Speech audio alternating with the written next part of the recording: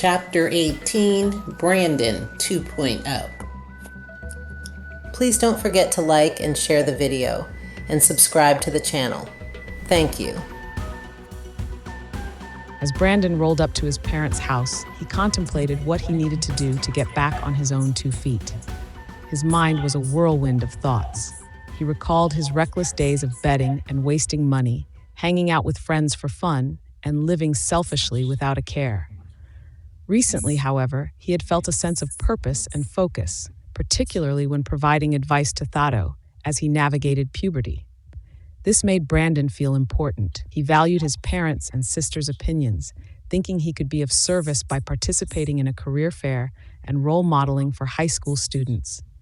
Yet, the harsh realities of life also weighed on him. The thought of his friend Junior, who was in the hospital hooked up to machines after being shot by his father, whether accidentally or not, as Anna speculated, made him realize how precious time was. Life was becoming increasingly serious, and some days Brandon longed to retreat to simpler times. He was growing up, maturing, and becoming more responsible, but he wasn't sure if he liked it. Nevertheless, Brandon knew he had to make a plan and act on it, understanding that he couldn't live under his parents' roof forever. In the kitchen, Brandon found his parents busy preparing dinner. His father, Harold, was wearing a chef's apron and frying catfish. Next to the catfish pan, a pot of boiled potatoes was waiting to be mashed into garlic mashed potatoes. Meanwhile, his mother was at the counter, mixing a salad with lettuce, carrots, and tomatoes. Brandon loved it when his dad cooked. The food was delicious, albeit not the healthiest, but it was what Brandon was accustomed to. Living on his own, he often dined out at places like Cava and Subway, as well as at fine dining establishments where he would indulge in juicy steaks or seafood dishes with French-sounding sauces. Although he enjoyed his mother's cooking, he felt the need for occasional indulgences. Brandon joined his parents in a discussion about current events and the latest sports news as dinner preparation neared completion.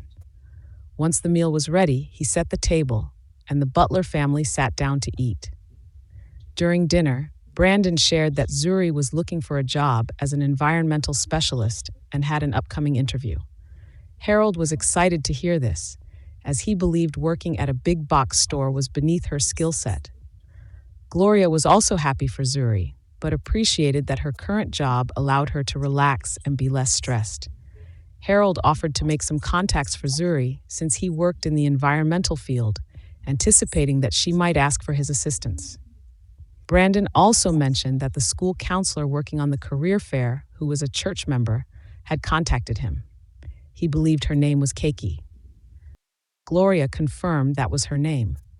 Curious about her age, he asked his mother, who guessed that she was 2 or 3 years older than Brandon. Gloria observed her son for a moment, trying to gauge his thoughts, but seeing no indication, she moved on. As they finished eating and began clearing the table, Brandon asked his father if he thought his friend George was capable of shooting his son on purpose.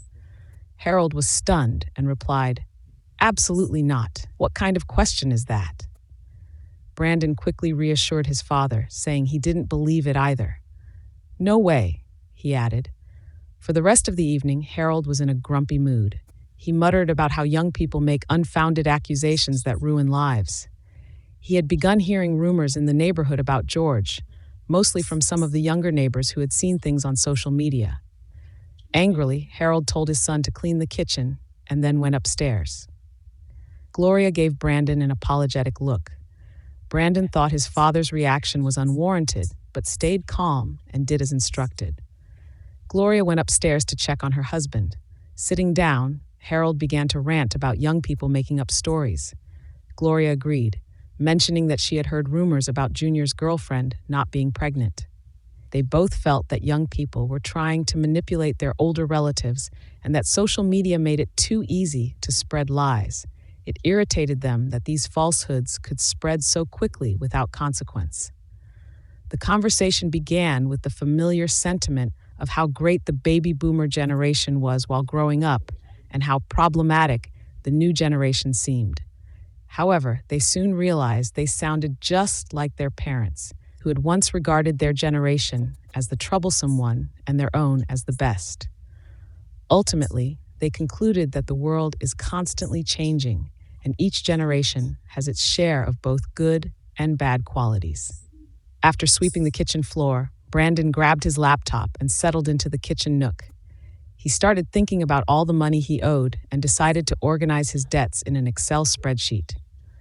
At the top of the list, he prioritized repaying Tommy, then allocated monthly payments for his other debts. While he was working on this, he received a call from KK. She was all business, informing him about the schedule she was putting together for people to review their careers with the high school students. She clearly outlined her expectations for his presentation, the time he needed to be there, and the duration of his allotted slot. This no-nonsense interaction aligned with his general perception of the young women from church. As he thought about his nephew's recent questions, Brandon paused and asked Keiki how her day was going. She hesitated before responding that it was good, but a bit busy. Brandon wrapped up the call by assuring her that he would be where she needed him this week and wished her a good day tomorrow.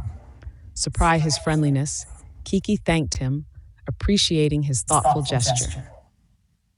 After completing his spreadsheet, where he outlined his monthly payments and projected when each debt would be fully paid off, Brandon turned his attention to his upcoming presentation for the high school students. He wanted to make the presentation relatable, offering advice on how to live a balanced life early on, so they could avoid some of the pitfalls he had encountered. At the same time, he planned to emphasize the importance of pursuing education in fields that could support their desired lifestyles while ensuring they enjoyed the work they did. He found it amusing as he reflected on how he had sat through countless presentations in high school where an older person tried to impart important information. For him, it all went in one ear and out the other. Some of his peers had paid attention and managed to live balanced lives early on, but he hadn't. He wondered why. Perhaps it was because his life had been relatively easy, without too many challenges, so he didn't feel the need to work as hard. Now, as he prepared to give his own presentation, he hoped to reach at least a few of the students in the audience. It was interesting to think that he was now in that position, and he wondered how it might impact someone like him, sitting in those high school student seats. When Brandon was done, he went upstairs to his parents' room. He sat on the couch and watched the news with them. After the news, he told them good night, then went to his room and went to bed. Brandon woke up very early in the morning. After a quick shower and breakfast, he headed off to work in Baltimore, Maryland, about an hour away. Once at the office, he checked on several issues and picked up some props for a presentation he was giving to high school students later that week. He touched base with a few coworkers and provided his management with detailed, well-organized information. Many noticed that he appeared more focused and mature than in previous encounters. Brandon felt good about himself. He had a plan, and he was executing it. In what ways do you relate to the generational tensions between Harold and Gloria versus the younger characters in the story? Does it reflect real-life generational dynamics you've experienced? As always, I would love to hear your comments below. Please don't forget to like and share the video. Be sure to hit the notification button to be notified of the next video. Thank you.